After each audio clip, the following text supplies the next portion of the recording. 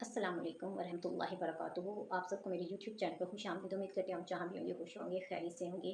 तो आज मैं जिस टॉपिक पे बात करने लगी हूँ एक बहुत ही ख़ास और अहम मौजू है, और उस पर बात करना बहुत ज़रूरी है क्योंकि आजकल के जो नौजवान हैं वो इस चीज़ का बहुत ज़्यादा शिकार हो रहे हैं और इस पर बात करना बहुत ही ज़रूरी है। तो आज मैं बात करूँगी कि आजकल के नौजवानों में वो से नौजवान मुख्तलिफ़ किस्म की बीमारियों का शिकार हो रहे हैं। इसकी वजह क्या है और उनके अंदर इम्यून सिस्टम का इतना कमज़ोर क्यों होता है। तो आजकल के नौजवानों में जो सेहत से रिलेटेड जो इश्यूज़ हो रहे हैं उसकी वजह क्या है और इसका हल क्या है।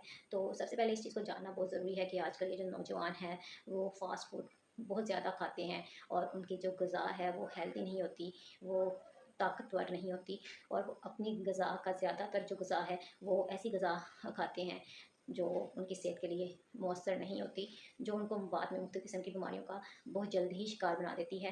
तो इसके अलावा जो सबसे बड़ी जो दूसरी वजह ये है कि आजकल के नौजवान बिस्तर में पड़ा रहना ही ज़्यादा प्रेफर करते हैं, और बजाय इसके कि वो अपने आप को खेलों में या किसी और चीज़ में इन्वॉल्व करने के बजाय वो मोबाइल में अपना वक्त ज़्यादातर गुजारते हैं, जो उनके अंदर मुख्तलिफ़ किस्म की बीमारियों का बाइस बनती है चीज़ ये।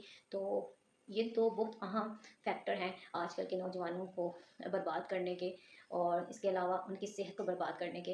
तो जैसा कि जब से ये मोबाइल आम हुआ है, इसमें नौजवान अपना ज़्यादातर जो वक्त है इसमें गुजार देते हैं, बजाय इसके कि जैसे आज से 10 से 15 साल पहले जो नौजवान थे वो अपना वक्त ज़्यादातर खेलों में गुजारते थे।